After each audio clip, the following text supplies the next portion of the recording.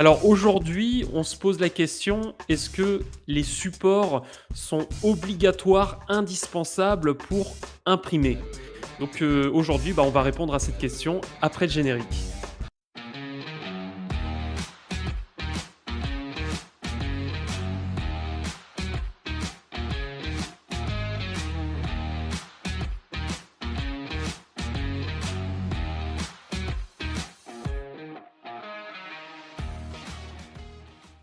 Ouais, bah effectivement, Dominique, moi quand j'ai acheté ma première imprimante 3D résine, je dis première parce que je vais en recevoir une deuxième bientôt, la Sonic Mini 8K S, donc va trôner à côté de la première.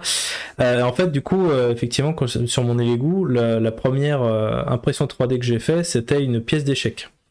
Et du coup, cette pièce est assez impressionnante quand c'est la première fois qu'on fait une impression 3D parce que justement, bon bah déjà, le modèle est assez sympa et surtout, il n'y a pas de support. Et du coup, effectivement, ça peut donner l'idée peut-être fausse qu'il y a en impression 3D résine, il n'y a pas forcément besoin de support, qu'on peut très bien mettre les objets à la verticale et les imprimer comme ça. Et du coup, c'était un peu l'idée de cette vidéo, c'est-à-dire est-ce que l'impression 3D résine, c'est obligatoirement avec des supports. Alors, qu'est-ce que tu en penses, toi, de cette question?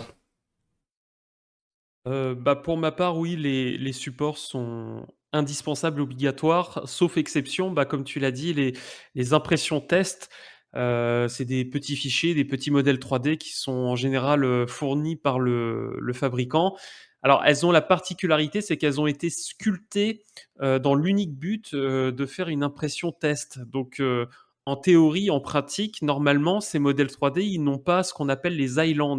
Et le problème, c'est que vu que ça imprime couche par couche, donc étage par étage, forcément, dans une sculpture, la plupart des sculptures, il y aura des endroits qui vont se retrouver dans le vide et qui ne seront pas reliés physiquement avec la pièce principale. Par exemple, quand on prend une main, quand on va imprimer couche par couche, il y aura le doigt, il y a un moment, les doigts ne seront pas liés entre eux, ni à la main principale. Donc du coup, ce qui va se passer, c'est que les morceaux qui ne sont pas reliés et qui ne sont pas supportés, ils vont tomber dans le bac de résine. Bah, C'est pour cette raison qu'on met des supports. Bah, c'est pour ça d'ailleurs que de toute façon tu te retrouves même avec du PLA à mettre des supports aussi parce que tu te retrouves quand même s'il y a peut-être une tolérance un peu plus importante, j'ai l'impression sur du plastique, mais c'est vrai que du coup tu te retrouves avec des fois des angles qui sont beaucoup trop importants où il faut effectivement avoir des supports pour que ça tienne.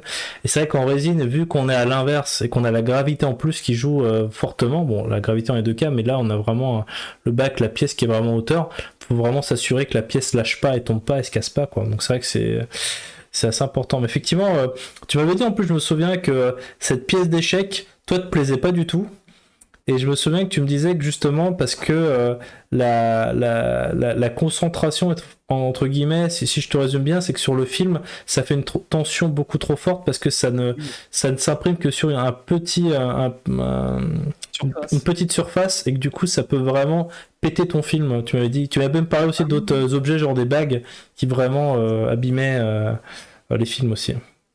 Ça fait des pics, en fait, t'imagines, ça fait la taille d'un doigt, qui va coller, résister sur une toute petite pointe, et c'est ça qui va provoquer des bosses, des piqûres sur le film FEP. Et il faut surtout pas, faire ces tests-là parce que ça vous abîme votre film. Et effectivement, tout ce qui est la pièce d'échec, les bagues, le meilleur, moi à ma connaissance, les meilleurs, modèles 3D test, c'est ceux de chez Frozen. C'est ce qu'on appelle les XP Finder. Ils ont fait même là un XP Finder 2 et en fait, c'est une toute petite plaque, un petit carré qui regroupe à peu près toutes les caractéristiques d'une sculpture, le hard surface, les arrondis, l'organique, les lettres. Et il faut surtout éviter d'imprimer ce qui est sur les clés USB fournies. Et effectivement, ça abîme. C'est dommage parce que vous avez un film faible qui est neuf. Et après une impression, vous vous retrouvez avec des petites bosses, des pics, et après, ça peut provoquer des fissures, des fuites, donc il faut faire très attention à ça, ouais. D'accord, bon, en Donc tout cas. je suis pas très, j'aime pas. Bon, moi je l'ai fait au début, hein, je m'en suis aperçu quand j'ai vu l'état de mon film FEP, et après j'ai vu qu'effectivement c'était déconseillé de faire ça. Ouais. D'accord, ok. Et j'en profite au passage, n'oubliez pas, il y a une formation gratuite sur l'impression 3D résine, et notamment tu vas parler aussi de Litchi et du positionnement aussi des modèles 3D. Enfin, voilà, il y a quelques petites astuces aussi à découvrir. Donc en tout cas, on met ça. Oh non, c'est pas possible. Et j'en profite, on a également une formation gratuite où on voit les différentes, voilà, les erreurs un peu communes qu'on fait quand on débute. Donc n'hésitez pas, c'est dans la description, hein.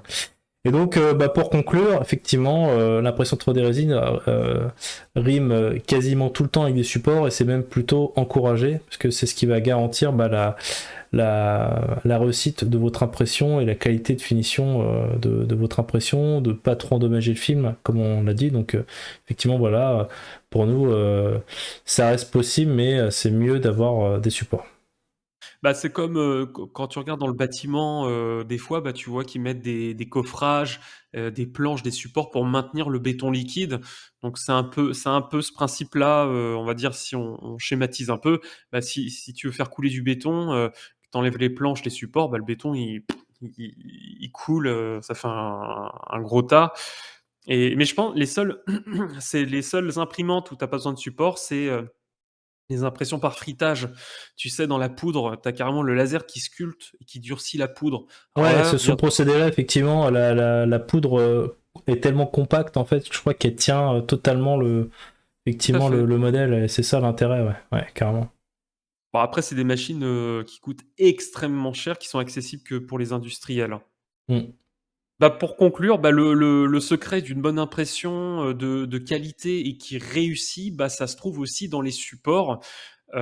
Puisque des fois, vous pouvez même avoir une impression, qui réussit, hein, vous avez la pièce en intégralité qui a été imprimée, qui a une apparence à peu près convenable, mais quand vous regardez de plus près, vous retrouvez avec des petites aberrations, des lignes, des choses comme ça. Bah, ça peut être lié aussi à des supports mal positionnés, pas assez denses et tout ça, bah, on en parle, dans la formation avancée.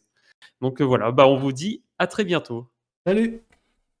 Et si vous souhaitez en savoir davantage sur l'impression 3D résine, eh ben, Dominique vous propose une formation gratuite sur le sujet, donc il va voir avec vous toutes les erreurs que vous pouvez faire quand vous débutez, il va vous livrer tous ces trucs et astuces pour réussir vos premières impressions. On a également une formation si vous avez une boutique en ligne, que vous avez des figurines et que vous souhaitez gagner en visibilité sur internet, eh ben, on va vous expliquer comment être mieux référencé par Google, donc c'est 2 formations gratuites. Sur l'impression 3D et le référencement, vous les retrouvez sur le site internet de Miniature Maker, rubrique formation, et vous avez tous les liens dans la description. On vous dit à très vite.